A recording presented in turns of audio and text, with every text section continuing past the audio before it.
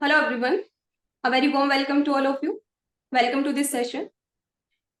So आज का ये सेशन हमारा स्पेशल सेशन होने वाला है क्योंकि हमारे साथ में एक स्पेशल गेस्ट आज जुड़े हुए हैं. So I would love to introduce her. She is Mrs. Rabina Yadav, who qualified CSR NET 2022. Mainly, she qualified lecturership at that time, and currently she is working as an assistant manager in quality assurance department in PepsiCo. तो सबसे पहले Rabina, a very big congratulations to you. Thank you ma'am. तो रबीना, सबसे पहले हम आपसे आपका educational background जानना चाहेंगे कि आपने कौन से डिपार्टमेंट से अपना मास्टर्स किया. आपका एजुकेशनल बैकग्राउंड बेसिकली आप बताइए. I did my B.Ed from Rawalpindi, Rewari, and currently I recently completed my MSc BATech from Sanskrit University. Okay. तो अभी मास्टर्स आपका कंप्लीट हो चुका है या फिर मास्टर्स अभी चल रहा है आपका, परस्यूइंग में ही आपने क्लियर किया है? मास्टर्स कंप्लीट हो गया। ओके. तो रबीना, जैसे कि आपने अपना CSR नेट लेक्चरशिप क्वालिफाई किया है 2022, तो आपको इस एग्जाम के प्रिपरेशन में कितना टाइम लग गया, कितना टाइम आपने डिवोट किया इस एग्जाम के प्रिपरेशन के लिए? During my preparation, sir, I think COVID time, so I think 1.5 years take process लगा था। ओके, 1.5 ईयर का लग गया था. अच्छा, तो Yes, रबीना, ma'am. कि वैसे तो हर एक इंडिविजुअल का अपना एग्जाम को प्रिपेयर करने का तरीका अलग अलग होता है, सबका स्ट्रेटेजी अलग होता है. लेकिन फिर भी हम आपसे आपका स्ट्रेटेजी जानना चाहेंगे क्योंकि शायद आपका स्ट्रेटेजी को सुन के जो बच्चे इस एग्जाम की प्रिपरेशन कर रहे हैं वो एक कोरिलेशन, एक कनेक्शन बैठा पाए कि वो लोग कहाँ मिस्टेक्स कर रहे हैं जिसकी वजह से उनका क्वालिफाई नहीं हो पा रहा, और वो क्या मिस्टेक्स थे जो आपने अवॉइड किए जिससे आपका क्वालिफाई हो गया. तो रबीना, हम आपसे आपका स्ट्रेटेजी जानना चाहेंगे कैसे आपने इस एग्जाम को प्रिपेयर. मेरी ऐसे कोई स्ट्रैटेजी तो थी नहीं, मैं सोली डिपेंड, आपको पता ही है, मैं आपके ऊपर ही थी। आपने जो मुझे नोट्स प्रोवाइड किए, मैंने ट्रस्टफुली मैंने सब कुछ आपका ही नोट्स से सब कुछ प्रिपेयर किया है। और मेरे हिसाब से कि मैंने पूरा ब्लाइंडली आपको देखा कि हाँ, मैम ने जो नोट्स दिए बस वो ही मैंने ग्रैब आउट किए एंड देन उसका रिवीजन किया और बस फिर हो गया। Any kind of standard book do you prefer for this exam? No standard book solely, मैं सीरियसली मैंने सिर्फ नोट्स पढ़े आपके और कुछ नहीं पढ़ा। क्योंकि बहुत सारे स्टूडेंट्स ये पूछते हैं कि कौन सा स्टैंडर्ड बुक प्रेफर करना चाहिए, कौन सा नहीं करना चाहिए. सो केवल आपने नोट से ही पढ़ाई की? हाँ, कोई भी स्टैंडर्ड बुक जो थी वो हमारे लिए नहीं थी, हमारे लिए सिर्फ नोट्स ही आपने जो प्रोवाइड किए थे वही हम लोगों ने कंप्लीटेड किए थे। अच्छा, तो आपने कितने यूनिट्स टारगेट किए थे? जैसे कि इस एग्जाम में 13 यूनिट्स होते हैं, तो आपने कितने max to max units target किए थे? हाँ, मैंने 9 to 10 यूनिट्स जो थी वो उसको कवर अप किया था एंड वो टोटली आपके नोट्स के ऊपर थे। और बाकी जो अदर यूनिट्स थे उसके जो आपने इंपॉर्टेंट टॉपिक्स मुझे बताए थे विद पीवाईक्यू, हमने वो कंप्लीट किए थे। अच्छा, तो रबीना, अगर हम आपसे एक सजेशन मांगना चाहें हमारे स्टूडेंट्स के लिए, तो इस एग्जाम को क्वालिफाई करने के लिए कितने यूनिट्स जो है मिनिमम टारगेट करने चाहिए जिससे ये एग्जाम क्वालिफाई हो जाए?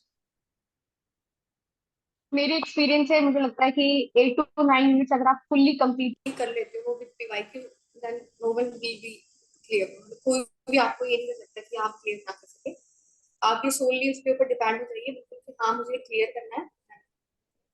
अच्छा, तो रबीना, जैसा कि जब आप अपने मास्टर्स में थे या फिर आप अपने ग्रेजुएशन में थे, तो क्या आपने तभी से डिसाइड कर लिया था कि आपको CSIR नेट देना है, या फिर कैसे आपको इस एग्जाम के बारे में पता चला? मेरे ऐसा कुछ भी नहीं था कि मैंने बीएड की लाइन में गई थी मैं आफ्टर माई ग्रेजुएशन, फिर वहां पे देखा कि बहुत ज्यादा, मैंने जॉब भी करी, मैंने कितने 2.5 ईयर्स साल में तक? मैंने टीचिंग में जॉब करी मैंने एज अ क्या बायो जॉब? टीचर। फिर मैंने देखा कि सीटेट सोचा देने के लिए, पर सीटेट देखा बहुत ज्यादा ही रश हो रहा है उस चीज में, मतलब हर कोई सीटेट सीटेट सीटेट लगा हुआ है। देन मैं अपनी फील्ड में स्विच करी एंड देन मैं आपसे मिली और आपने मुझे गाइड किया एंड उसके बाद मैं बस इसी पाथ पे चलती गई। स्टार्टिंग में थोड़ा हुआ कि यार ठीक तो किया ना जॉब छोड़ के, कहीं कहीं टाइम मैंने इतना इन्वेस्ट करूंगी कहीं वेस्ट तो हो जाएगा, बट हो गया सब।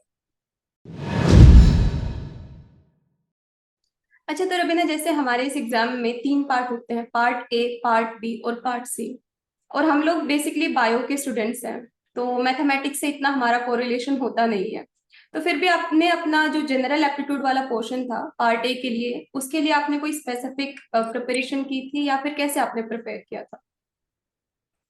मैं सीरियसली मैंने पार्ट ही प्रिपेयर नहीं किया था, मैंने बिल्कुल भी। मैंने सिर्फ नोट्स पढ़े थे, वो भी पार्ट सी। अगर पार्ट सी जो होता है ना, वो मेन होता है मतलब एग्जाम के लिए, इस एग्जाम के लिए। अगर पार्ट सी आपका अच्छे से हो गया तो यू कैन क्लियर। बट मैंने तो नहीं किया था पार्ट ए। बाकी एक्सपीरियंस के लिए मतलब जहां तक मैंने देखा है, तो अगर आप लास्ट 5 ईयर से क्वेश्चन पेपर्स कर लेते हैं प्रैक्टिस, तो हो जाएगा part A. Means part C जो है वो ज्यादा इंपॉर्टेंट पोर्शन है हमारे इस एग्जाम के पॉइंट ऑफ व्यू से। ओके। तो रबीना, जैसे कि आपने अभी अपना एलएस क्वालिफाई किया है, तो फिर आप आगे जीआरएफ की प्रिपरेशन करने के बारे में सोच रहे हो? हाँ, अभी मैं पैप्सिको में लग गई हूँ। मेरे इस एलिस की वजह से ही मेरे को पैप्सिको में यहाँ पे मुझे प्लेस हुई है यहाँ पे। तो अभी मेरा प्लानिंग है पीएचडी करने का। और मैं मैं खुद ही, मैं आपको बोल ही रही थी कि अब एक ऑनलाइन प्लेटफॉर्म कर लीजिए, क्योंकि ऑफलाइन अब मेरे लिए पॉसिबल नहीं, क्योंकि मेरी मैरिज हो गई है। तो मैं तो खुद ही बोल रही हूँ आपको कि एक ऑनलाइन प्लेटफॉर्म करवाइए, जिसकी वजह से मैं भी कर लूँ, और फिर मैं साथ साथ में अपनी जॉब के साथ में जेआरएफ को भी टैकल करूँ। Okay, we will work on that Rabina.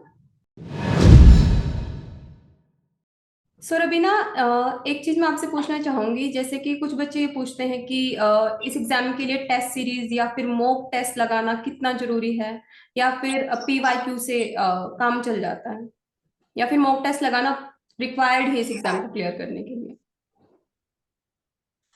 नहीं, प्रीवियस ईयर क्वेश्चन जो पेपर होते हैं, मतलब क्वेश्चन होते हैं, वो इनफ होते हैं। बाकी आपके पास इनफ टाइम है, आपने रिवीजन बहुत अच्छे से कर लिया है, आपने पीवाईक्यू बहुत अच्छे से कर लिया है, आपके पास है 1 मंथ है कि मेरे को अब कुछ टाइम नहीं है, सब कुछ मेरे ऑन द टेक्स्ट हो चुका है, तो you can go switch for the mock test. बाकी आपको कोई जरूरी है पीवाईक्यू से यू कैन क्लियर।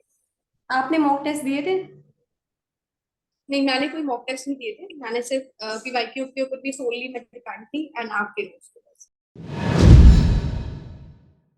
जैसे कि जब बच्चे एग्जाम देने के लिए जाते हैं तो एक एग्जाम प्रेशर क्रिएट हो जाता है।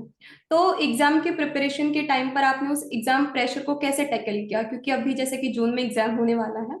तो आप ये बताइए कि जो बच्चे इस एग्जाम को देने के लिए जा रहे हैं वो कैसे इस एग्जाम के प्रेशर को हैंडल करें।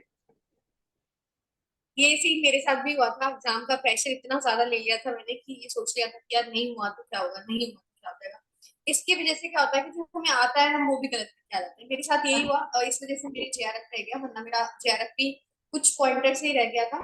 बाकी मेरा हो जाता। तो मेरे हिसाब से जो आपने पढ़ा है उसको आप छोड़ देने चाहिए। वैसे मैम हमेशा एक पॉइंट मेरे को कहती है कि मेहनत करते रहो करते रहो, बाकी जो रिजल्ट है उसकी चिंता मत करो। अगर आपने अपना 100 लगाया है तो ऑब्वियसली बात है आपका एफर्ट्स जो वो है वो वर्क का मिलेगा आपको।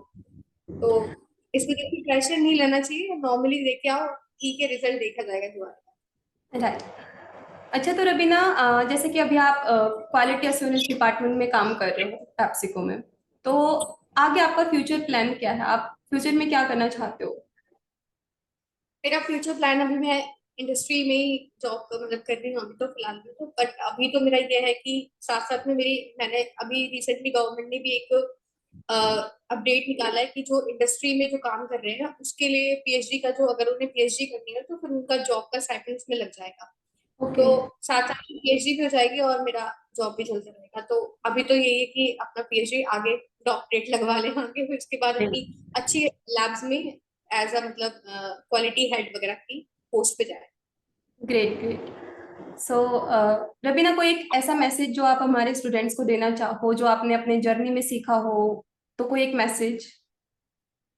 मैंने एक ही बात सीखी है, और हमेशा मतलब मैं भी ये एक्सपीरियंस हमेशा देके जाऊंगी कि आप अपने एजुकेटर के ऊपर, जिस किसी भी आप पढ़ रहे हो, एक्सवाइजेड किसी से भी आप पढ़ रहे हो, आप उसको blindly test test your educator. अगर आप 101 लगा रहे हैं तो वो 201 लगाएगा आपको। तो अपने लास्टली मेरा मैसेज यही रहेगा कि आप अपने एजुकेटर को ब्लाइंडली टेस्ट करिए और हो जाएगा। Okay. So I hope Rabina, हम आपसे जल्दी मिलेंगे जब आप अपने डिपार्टमेंट में एज अ हेड पोस्ट हो जाओगे after PhD. So thank you so much Rabina. I hope आपसे जल्दी मिलना होगा। Okay, thank you so much. Thank you so much Rabina.